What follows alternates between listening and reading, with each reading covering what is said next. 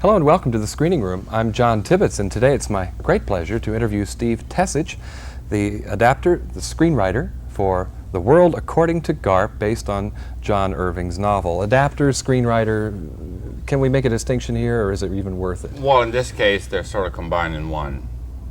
Screen adapter, we can maybe... Sounds like something you plug into a socket. That's right, when you go to Europe. After having seen World According to Garp, I was very struck by what I see as some resemblances to other projects of yours, most notably Four Friends.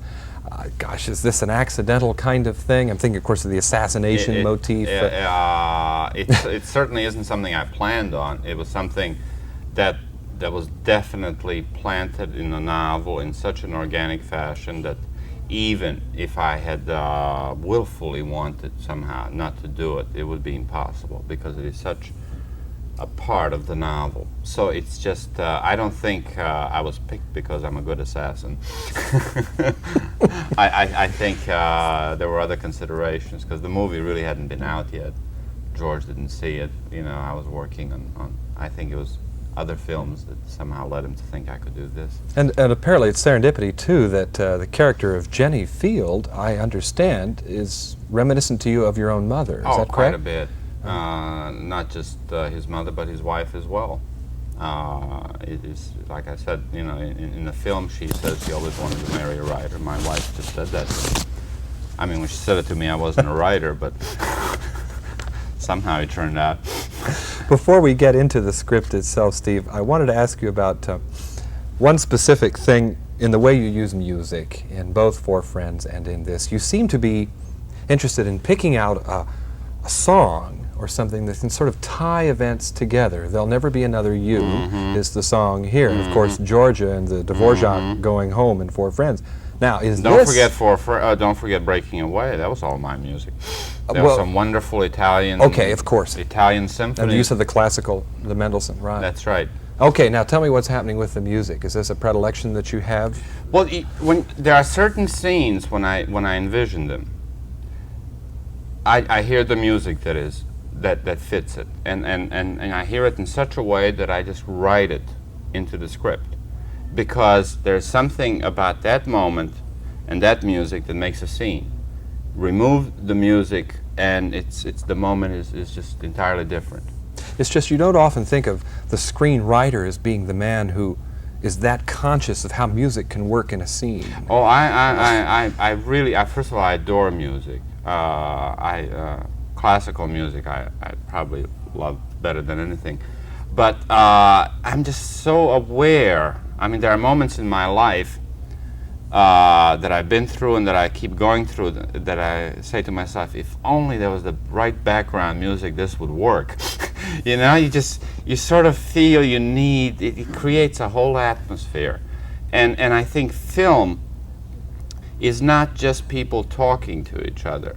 And as a writer, the reason I love film, it allows you to think of imagery, it allows you to think of music, it allows you to think of language, and you can just, all your sort of creative ideas can find their expression in film. We've got to get you to work then on a film about a composer or something. Hollywood is just not known for doing well, that kind of thing. They've had... There have been attempts, but Cornell Wilde saving Poland just hasn't really helped much. Now, let's get to the script itself, because you're dealing with a book, John Irving's World According to Garp, that has a central image or thesis, let's say, from Marcus Aurelius, of all people, about what is the life of a man but a moment, an incessant flux, a dark fortune, and a doubtful fame. Good heavens. How in the world is this kind of idea translated into visual terms? Did it boggle you a bit to... No, well, you have to understand, some of us perhaps pause longer than others on that quote. Some of us just go right by it and have our own outlook on life and our own look at that novel and that character and how he affects us. And the way I saw it, it was really a kind of a wonderful adventure of what it is like to really have a life. Yeah, because I don't see this as a pessimistic movie in accordance with the quote I just read. Not at all. Yeah. That's why we left the quote out. But you added something that I thought was quite extraordinary, and that's the pre-disastered house. Ah, yes. Wouldn't it be nice if we all could buy real estate in which all of the accidents had already happened? Happen, even as we're looking at it, we would still take it. Okay, you know, the bad stuff's happened. I'm sort of superstitious like that, so that's how that scene sort of came up, because I sort of, you know, it's that old European thing, you know, you grow up superstitious and you just stay superstitious. So it's like, and of course the reason for the scene is not just for that moment, but it's that the imagery of flight that is so prevalent. Yes. It's just the returning of that image. And I think of the animation sequence earlier. That's right. I understand that almost didn't make it into the final cut, the animation. No, I think it never was a question. Once we did it and we saw it, and I don't think we were worried about that. I think there was some question on paper, you know, when I had written it. You know, to suddenly just have animation in a movie I think is a bit of a jolt. But I think once we got into shooting and once it was shot, I don't think it ever came up. Before our time They certainly didn't tell me. We've got less than a minute, Steve, just for one last question, which is, Garp for us is more of a family man than he is a creative writer, I guess. Is that a conscious option on your part? I think it's sort of both. I think I guess I love the way I think of writing and the way I write. And that is, you do it in your house, you don't go to an office. You stop, you clean up the house, and you vacuum while you're thinking what to do next. I really, it's like my wife does nothing.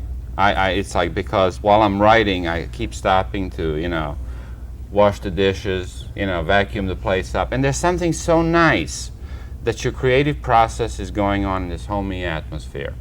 And I just love that. And alas, we have to stop too. Steve Tesich, it's been a real pleasure. Steve Tesich, the screenwriter for World According to Garp, George Roy Hill's new motion picture. I'm John Tibbetts in the screening room. I'll talk to you next time.